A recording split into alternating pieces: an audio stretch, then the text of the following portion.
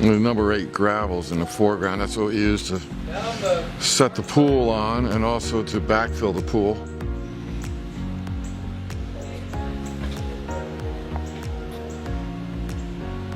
We had to tie up the lines up there so that way the excavator won't hit the electric lines.